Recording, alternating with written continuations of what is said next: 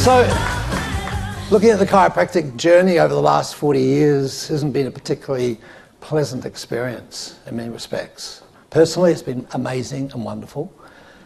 And at another level, it's been like, wow, there seems to be a dropping of the standards. There seems to be a dropping of the ethos that chiropractic has and the possibility that it has for the world.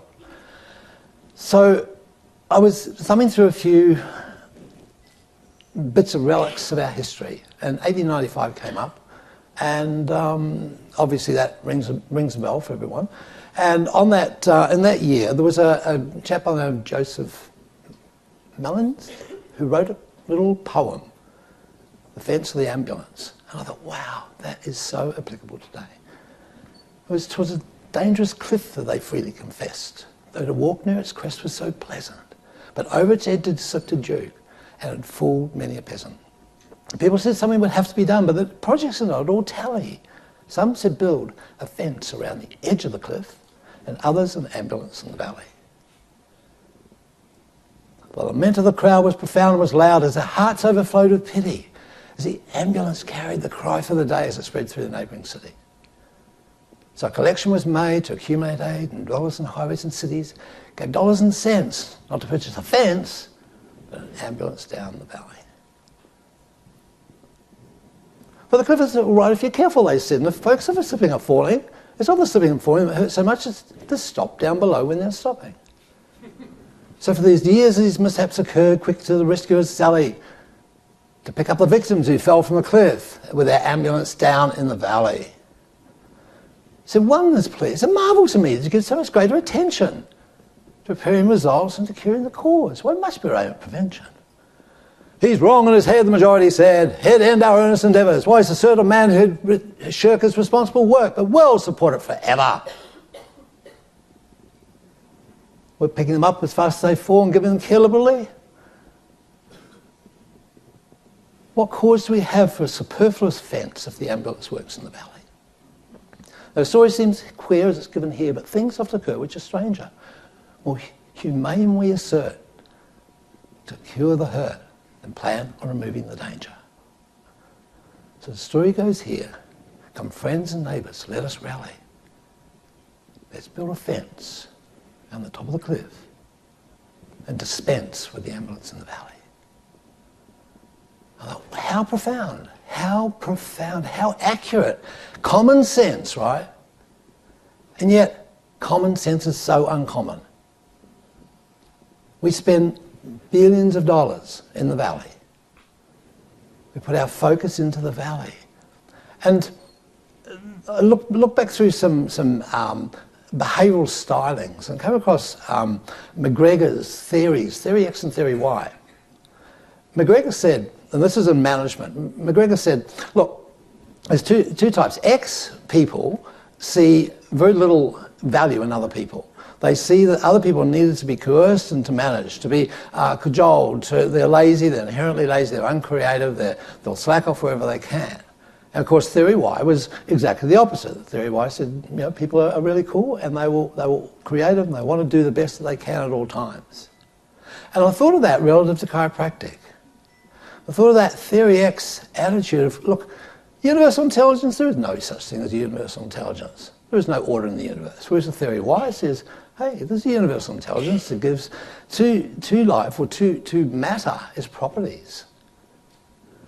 And Theory X says, well, you know, it's all physical. It's all just physical stuff. We're just matter.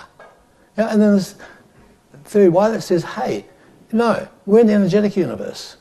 We're in an energetic field. In fact, 1 cubic centimetre of nothing, like nothing in this room right now, equals more power than all of the material in the universe, so the physicists tell us.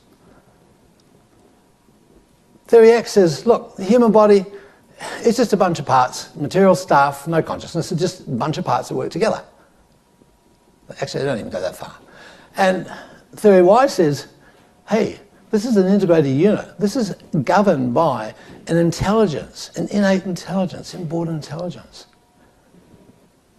Theory X says, oh, you know, people just get sick and that's it. You know, it's bad luck. Theory Y says, hey, no. There's a structure. Structure equals function. We're born to be healthy. We have this ability to self-regulate and self-maintain.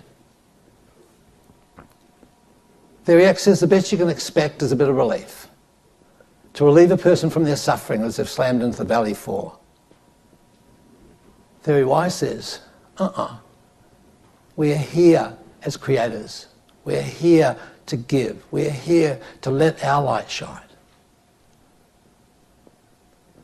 So this seems to be a dichotomy that we're in right now in our profession. And it seems to be that we're orienting ourselves to Theory X.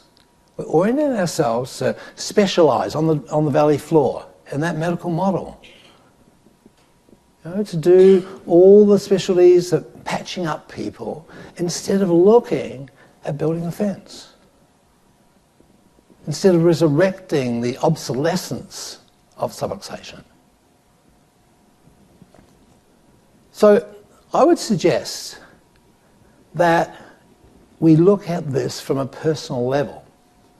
Now, we've got some choices here because if we choose to be disruptors, and if we choose to have intellectual optimism as distinct from intellectual pessimism, we're going to be shot at. The story of Semmelweis comes to mind, a doctor in the mid-1800s who observed that in the hospital in Vienna, where he was practicing, that there was like a 30 to 40% incidence of childbed fever. In other words, women were dying from childbed fever, which is a fever after childbirth. What he also noticed is that the doctors were doing autopsies in one room, dead and decaying tissue, then coming straight through and interacting in a birthing. And he said, you know what? It'd be really cool to wash your hands on the way through. They're like, huh? Idiot? The belief was so strong that they rejected that. He published that. He was denigrated. He was run out of town. He lost his license. He was harassed, ended up in a mental institution, and died shortly after. And there were very suspicious circumstances. And we see this happening where a belief is so strong. And this is the thing that we need to be aware of in chiropractic. It is about standing up. It's about holding that position. Now, an interesting evolution to this Theory X and Theory Y, it's a polarized situation, is that the Japanese came, a few years back now, came up with a Theory Z. Z for you Americans. Theory Z says that if the vision is big enough, imagine the cliff and the valley. If the vision is big enough, if you get out from that little cliff and valley area and you see lots of other cliffs and valleys and lots of other continents and maybe lots of other planets, when you step back from that, if the vision's big enough, people come together and they work under the same vision. That's part of our job on the cliff, the top of the cliff, is to spread the vision, to increase the vision. Not decrease it, not specialise, but increase the vision. Then they said, welcome all in terms of individuals with their unique skills and abilities. Everyone adds a little bit of colour to that massive picture of life. We all come with something special. Third thing they said is, be cooperative. We'll get along. But at the same time, be competitive. And in our practice, we have a word for that, it's comparation. Or even coopetition. So it's a synergy of the parts. It's not an isolation of the parts. It's not being exclusive. It's a melding of the two. And the fourth area was be willing to have a voice. Be willing to get out there and say it as it is. We are disruptors to the system. There's no question about that. And we can say it elegantly, and we can say it with intellectual certainty. We can say it in ways that are absolutely indisputable, and we've got work to do. So I suggest that as take-homes, get clear on your purpose, get clear on your metaphysical premises, get clear on what it is that you stand for. Make sure you give to science. And this is all about with ASRF, give to science. But only give to science that is consistent with your philosophy. Be impeccable with your techniques. CAs, be impeccable with your service. And give to those political organisations that serve your vision. The associations, research organisations and colleges. Don't give your money or your time or your energy to something that is contradictory to your philosophy.